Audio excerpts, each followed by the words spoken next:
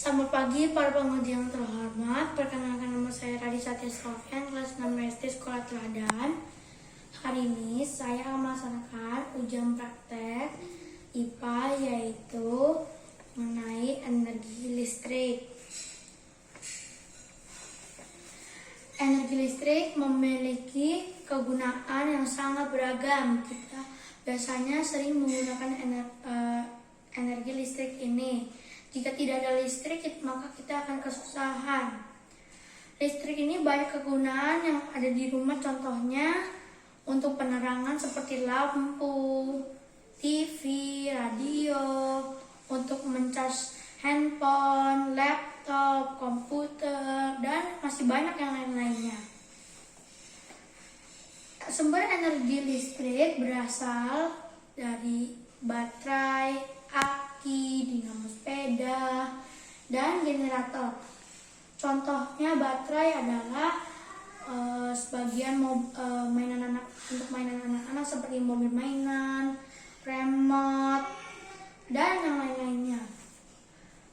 Kalau jika aki adalah sepeda motor, mobil, dan yang lain-lainnya. Dinamo sepeda contohnya untuk sepeda listrik, dan generator contohnya adalah yang biasanya digunakan di pembangkit listrik. Pembangkit listrik sebagian dihasilkan dari PLTA, PLTU, PLTJ, PLTD, PLTP, PLTS, PLTB, dan PLTN. PLTA merupakan pembangkit listrik tenaga air yang bekerja melalui waduk. PLTU merupakan pembangkit listrik tenaga uap yang bekerja menggunakan energi kinetik uap. PLTG merupakan pembangkit listrik tenaga gas yang bekerja dengan cara udara bertekanan dan dicampur oleh bahan bakar sehingga menghasilnya gas. PLTD merupakan pembangkit listrik tenaga diesel yang bekerja menggunakan mesin-mesin diesel. PLTP merupakan pembangkit listrik tenaga panas bumi yang bekerja menggunakan bantuan dari panas permukaan bumi. PLTS merupakan pembangkit listrik tenaga surya yang bekerja menggunakan sel-sel surya. PLTB atau kita sebut pembangkit listrik tenaga bayu atau angin bekerja menggunakan turbin angin. Dan yang terakhir, PLTN adalah pembangkit listrik tenaga nuklir yang bekerja dengan menggunakan nuklir yang berasal dari uranium. Energi listrik disalurkan melalui sistem penyaluran listrik. Lihat bagan penyaluran listrik berikut ini. Nah, sekarang saya akan menjelaskan mengenai proses bagaimana penyaluran energi listrik dari pembangkit listrik sampai ke perumahan. Pertama-tama, listrik dihasilkan oleh pembangkit listrik. Setelah dihasilkan, listrik akan disalurkan ke transformator penaik tegangan. Tujuannya adalah agar listrik diturunkan dan agar dapat menempuh jarak jauh. Setelah itu, listrik disalurkan lagi ke transmisi.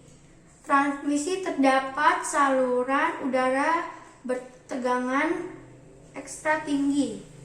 Setelah itu, listrik disalurkan lagi ke transformator penurun tegangan. Dari transformator penurun tegangan, listrik disalurkan lagi ke industri melalui tiang-tiang listrik. Nah, dari distribusi ini, di tiang-tiang listrik terdapat transformator penurun tegangan untuk menurunkan arus listrik. Setelah itu, sumber listrik akan didistribusikan ke industri rumah-rumah melalui kabel-kabel listrik. Setelah itu, kita berbicara mengenai adanya energi alternatif yang juga menghasilkan energi listrik. Contohnya adalah cahaya matahari, angin, air, gelombang laut, dan biomasa. Setelah itu, juga banyak penggunaan alat elektronik. Di sini saya juga akan menjelaskan dengan bagaimana caranya menghemat alat elektronik. Pertama, kita memakai alat elektronik secukupnya. Kedua, kita mematikan alat elektronik jika sudah tidak dipakai, dan memakai lampu yang hemat energi.